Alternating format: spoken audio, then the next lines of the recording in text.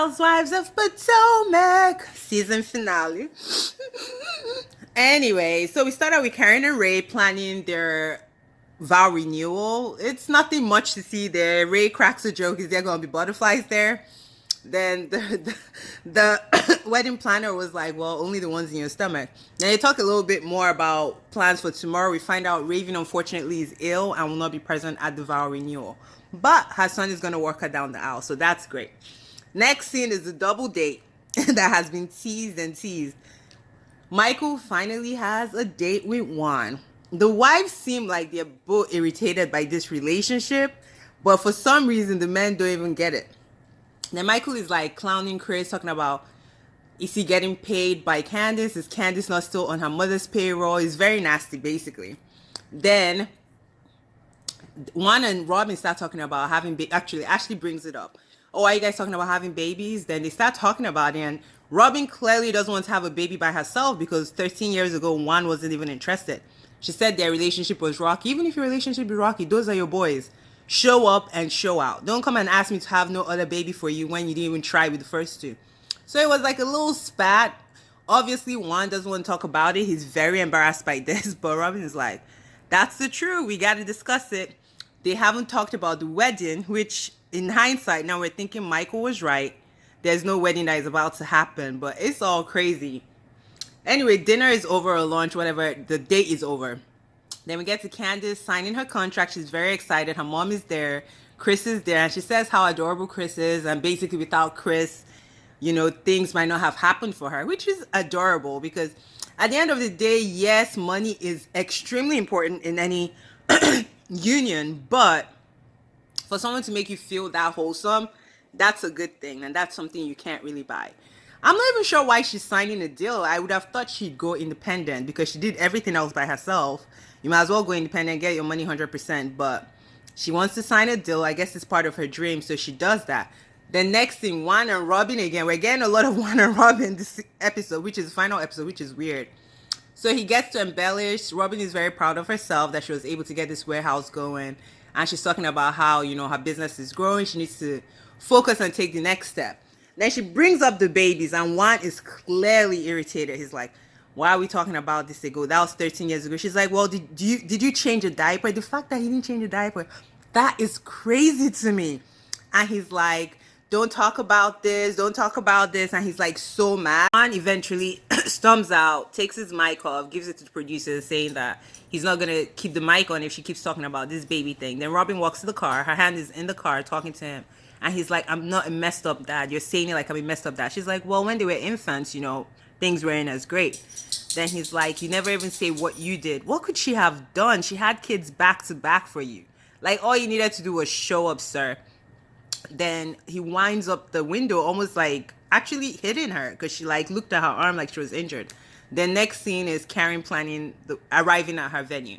The ladies are getting ready. Then we get to Rob for the vow renewal.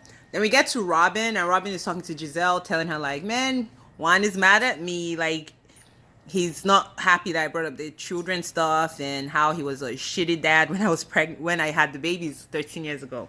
So Giselle is like, oh no, that's not good. Then the confessional, she makes a really good point, Robin. She's like, if we can't have this conversation, then we have bigger problems, which is true. You're trying to get married again after what seemed like a horrible divorce, financial problems, cheating rumors, and you were an age shit dad. Like, bruh, I think they should either seek counseling or be able to have this conversation because this is crazy. Anyways, we get to the venue. It's in I guess in a strip mall, but the inside is pretty. Outside is definitely lackluster for the grand dame, you know.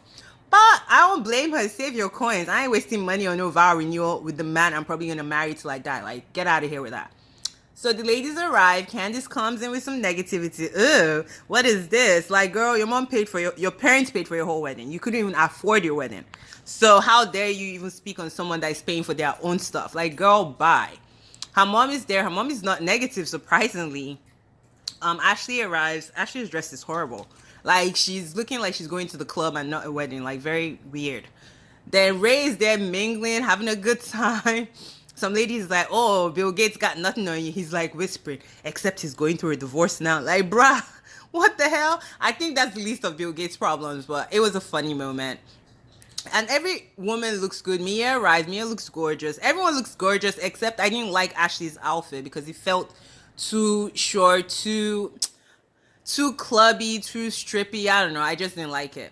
Then Ashley is saying how she is curious to see how Chris and her husband would get along because she feels like Michael is not gonna hold his tongue and things are gonna get go left, which I reckon they probably will. I don't even know why Michael is still mad this long. That is so weird because I feel like he forgave Karen and Ray pretty quickly, but then he never respected Chris. I think that's why. He doesn't respect him because of Chris never was in his eyes. Chris was never able to financially like take care of his family. We know Chris doesn't have custody of his kids, and we know one of his kids doesn't even talk to him.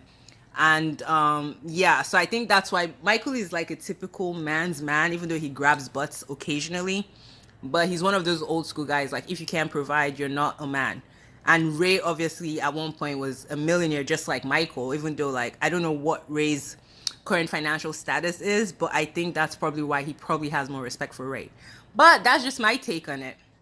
Sean is apparently at this vow renewal. I don't know if how she met Karen or what their relationship is, but she's here. Then Wendy arrives in the tightest dress. I'm like, girl, she's laying down in the back of the seat. Eddie has to literally slither her out the car. I'm like, who has a dress they can't even move in? Then she takes a sit in the venue and she's like, oh Lord, I heard it rip. And I'm just like, oh Jesus, oh Jesus. She says hi to Robin but doesn't say anything to Giselle. And Candace is like, why didn't you say hi to Giselle? And she's like, girl, don't do me, don't do me. And she's like, I don't have time for these people. I came here for love. I don't have time for these people. Then Giselle, Robin, and Juan are discussing like, oh, he's like, oh, I heard about Juan. I'm so sorry. And he's like, are you dating? And Giselle calls herself trying to hide it from us, the audience, even though she's mic'd. And she's like, oh yeah, I am. Even Candace hears the conversation across the table. So I'm like, okay, girl, nice try. And she's like, oh, he's about 34 years. He's a news correspondent. So now I'm like, which news correspondent? And he's definitely been to the West Wing because Candace asked and she couldn't, not Candace, the producer asked and she couldn't even answer. I was like, girl, bye. Ascali came in with a beautiful yellow dress. She looked good too. She looked really, really good. Then one is like, oh my God, where's Michael? He said he was going to come. Where is he? Where is he? And Ashley is guaranteeing them that he will come. So we'll see if he comes. Finally ready. Her dress is gorgeous. She lets us know she custom ordered it from Turkey, which is amazing. But she has to climb 1,000 stairs to get to Ray. So that was a bit concerning. Renewal is over. They're making their way down the steps and it looks like they might tumble. I'm just like, oh my God. Karen, could you have picked something more uncomfortable for people to watch? But anyway, they make it down safely. Macy Gray sings a song that I don't know that I would have picked, but it's nice to see Macy Gray at the event.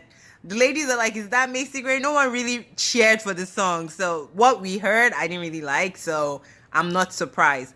Then Michael comes. Ashley runs to him like she doesn't live in the same house with him. All super excited. I'm like, girl, calm the hell down.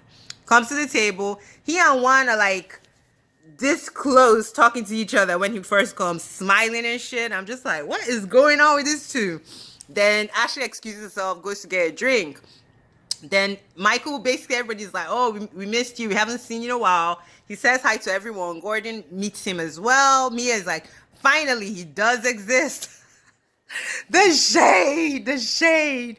Anyways, he says hi. Giselle comes over, hugs him and everything. So things are going well. Then I don't even know how the seats got scrambled and he's now sitting next to Chris. And I'm just like, all right, let it pop off. Then they're sitting there is uncomfortably silent. Then one is like, well, do you guys want to squash the beef? Michael obviously did not come here to squash the beef. He was coming here to ignore Chris totally. Then Giselle is like, well, me and you had a problem and me and you could resolve it. So what's the big deal? Michael starts with a backhand insult talking about, well, you're intelligent and we could have a conversation. And Chris is like peeping game. Chris is like, okay, let's just squash it. What happened at once thing has happened. Let's move on. That was his gist. Then Michael is looking like, who are you talking to? I'm not even talking to you. He doesn't even acknowledge Chris. And I'm just like, oh. Then eventually he's like, if you want to apologize, apologize. Don't come here and tell me to apologize.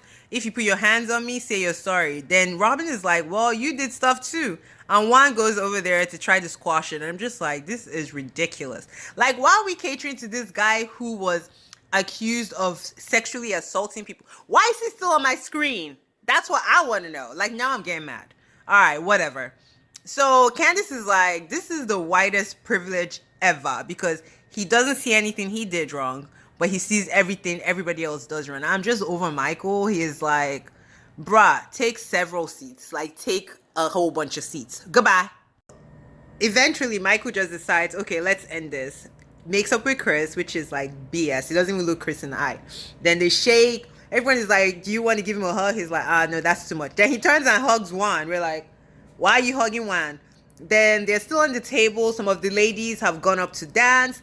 And Wendy's dress is annoying me. First, it's too tight for her to even be able to sit up in a car. And now she's holding the boob the whole time. I'm like, girl, why would you wear something you're so uncomfortable with? She still look good. I'm not coming for her look. She still look good. But I was just like, I wish she was more comfortable. Then at the table, Juan is like texting. And you could tell Robin is trying to peep what the hell he's texting. The next thing he's like, Michael is like, I gotta go soon. Juan is like, I gotta go to my Uber is about to come. And Robin is like, what is going on? She didn't even know he was ordering an Uber. And she looks dazed and confused. Like, what the hell just happened? The couples are there partying, living it up. Mia is all in love with Gordon. Then we see Candace and Chris is like shaking his head at Candace. So Candace gets pissed, as per usual, because she doesn't like being corrected in any kind of way. So she's like, why are you mad? Chris is like, well, the whole white privilege thing, that was a bit over the top. Then she's like, shut the F up. Don't talk to me like that. I'm like, she talks to him so bad. Like, it's crazy. You can't tell me like, oh, he's this person that brings you so much joy and, you know, you love so much. And then you treat him like gutter trash. That's crazy. The disrespect has to stop. Like, it's uncomfortable to watch. Then the people are grieving. Karen is happy about her renewal. It ends with a bang, basically. Like, it was a beautiful time. I don't know that they need a 4-part reunion, but maybe the last part might be the Nicki Minaj scene. But we'll see. We'll see. I'm excited for the reunion for sure because everyone has been beefing online, so we're going to see the beef in person. Then what else happened? They kind of give us the synopsis of everybody's life. Of course, Giselle is no longer with the mystery man. And I noticed Scarlett didn't really have any speaking parts in this episode. It's almost like, why is she there? I don't think she would be at the reunion. Oh, she was. Is she at the reunion? I don't think she was at the reunion, you know, because she has nothing really to say. She was good fashion. She was good. I think next season they might give her more parts, but we'll see. Mia and her husband are building a mansion. I can't wait to see it because I know it's going to be opulent, especially moving out from that rich-ass penthouse. I'm from Baltimore, so I know. Like, that's prime real estate right there. Those are $1 million penthouses by the harbor. Like, boy. Then what else? Wendy's writing a book, which we already knew. She kind of talked about it outside of the show. But yeah, things are looking good. Looking forward to the reunion. Like, subscribe. Thank you so much for watching. Bye.